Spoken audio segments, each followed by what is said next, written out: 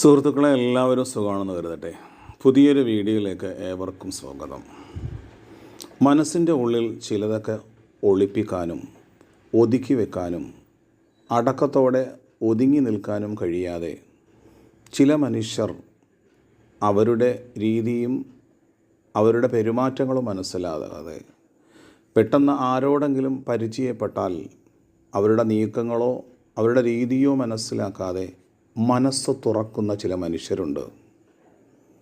അവരുടെ സങ്കടങ്ങളും അവരുടെ പ്രയാസങ്ങളും അവരുടെ ആവലാതികളും അവരോട് പങ്കുവെക്കും. കുറച്ചു നാൾ കഴിഞ്ഞിട്ട് വല്ലാതെ സങ്കടപ്പെടാറുണ്ട്. ഞാനത് ചെയ്തു പോയത്, ഞാനത് പറഞ്ഞു പോയത്, ഞാൻ എൻ്റെ മനസ്സിലുള്ളത് പങ്കുവെച്ച് പോയത് വല്ലാത്ത ഒരു തെറ്റായിപ്പോയി. ഉദാഹരണം, എനിക്കറിയാവുന്ന എൻ്റെ ഒരു സുഹൃത്ത്, അദ്ദേഹത്തിനൊരു മകളുമാണുള്ളത്. ഈ മകള് മറ്റൊരു സുഹൃത്തുമായി നല്ല സൗഹൃദ ബന്ധത്തിലായി. അപകടപ്പെട്ടു പോകുമോ എന്ന അവസ്ഥ കൂട്ടുകാരനോടത് പങ്കുവെച്ചു. പക്ഷേ കൂട്ടുകാരൻ്റെ അവസ്ഥകളെക്കുറിച്ചോ കൂട്ടുകാരൻ ഭാവിയിലുണ്ടാക്കിയ പ്രയാസങ്ങളെക്കുറിച്ചൊന്നും ചിന്തിച്ചിട്ടില്ല. കുറച്ച് കഴിഞ്ഞപ്പോൾ ഈ പെൺകുട്ടി സൗഹൃദം പങ്കിട്ട ആ ചെറുപ്പക്കാരൻ ലഹരിക്ക് അടിമയായ മനുഷ്യനാണെന്ന് മനസ്സിലാക്കിയിട്ട് ആ പെൺകുട്ടി അതിൽ നിന്ന് പിന്മാറി. പാവം, ഈ മനുഷ്യൻ ആ പെൺകുട്ടിക്ക് വേണ്ടുന്ന ഒരു ജീവിത പങ്കാളിയെ കണ്ടെത്താൻ ഒരുപാട് യത്നിക്കേണ്ടി വന്നു. അവിടെയൊക്കെ ആ മനസ്സു തുറന്ന സുഹൃത്തുക്കൾ ഇദ്ദേഹത്തിന് വലിയ ഭാരമായി, വലിയ ഉത്തരവാദിത്തമായി.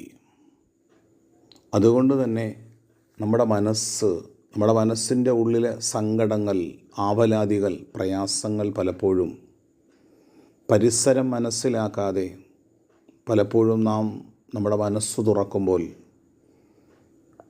ഒരുപാടൊന്നും മുൻപോട്ട് പോകേണ്ടി വരില്ല. കുറച്ച് മുൻപോട്ട് പോകുമ്പോൾ തന്നെ പിന്നീട് സങ്കടപ്പെടേണ്ടിയും മനസ്സിൻ്റെ സ്വസ്ഥതയും സമാധാനവും നഷ്ടപ്പെട്ടു പോകുന്ന അവസ്ഥയും ഉണ്ടാകും. അതുകൊണ്ട് തന്നെ ഒന്ന് പരിചയപ്പെടുന്നവർ, അടുത്ത കുടുംബാംഗങ്ങൾ, ഏതു മനുഷ്യരുമാകട്ടെ, അവരെക്കുറിച്ച് പഠിക്കുകയും മനസ്സിലാക്കുകയും ചെയ്യുക. ഞാനീ പറഞ്ഞ എല്ലാ മനുഷ്യരുടെയും അവസ്ഥയല്ല, എന്നാൽ മനസ്സിൻ്റെ സങ്കടങ്ങളും പ്രയാസങ്ങളും പറയുമ്പോൾ അതിനുതകുന്ന പോംവഴികൾ പറഞ്ഞു തരുകയും നമ്മുടെ ഭാവിയിൽ നമുക്ക് സുരക്ഷിതമാകാനുള്ള മാർഗങ്ങൾ പറഞ്ഞു തരുകയും ചെയ്യുന്ന ആത്മാർത്ഥ സുഹൃത്തുക്കളും ജീവിത പങ്കാളികളുമൊക്കെ നമ്മുടെ കുടുംബത്തിലും നമ്മുടെ സൗഹൃദ ബന്ധങ്ങളിലുമൊക്കെ ഉണ്ടാകും. എല്ലാവരും അങ്ങനെയല്ല. പക്ഷേ എല്ലാവരോടും നമ്മൾ മനസ്സ് തുറക്കരുത്. പലപ്പോഴും അവരുടെ പഞ്ചസാര വാക്കുകളും കൗതുകമുണർത്തുന്ന സംസാരവും കേട്ടിട്ട് നമ്മുടെ മനസ്സിൻ്റെ ഉള്ളിലെ പലതും പങ്കുവെക്കും. നമ്മുടെ സാമ്പത്തികമായ വരുമാനങ്ങളെക്കുറിച്ച് അവരോട് പങ്കുവെക്കും. പിന്നീട് ക്രമേണ അവർ നമ്മളെ സാമ്പത്തികമായി ചൂഷണം ചെയ്യാൻ ശ്രമിക്കും. മാത്രമല്ല, ഹൃദയ നിഷ്കളങ്കതയുള്ള ഔദാര്യമായ ഒരു വ്യക്തിയാണെങ്കിൽ ഒരുപക്ഷെ സഹായിക്കാനും കൊടുക്കാനുമൊക്കെ തയ്യാറാകും.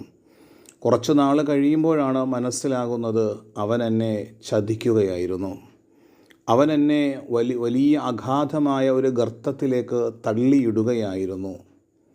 അങ്ങനെ അബദ്ധത്തിൽ പെട്ടുപോയ ഒരുപാട് മനുഷ്യരുണ്ട്.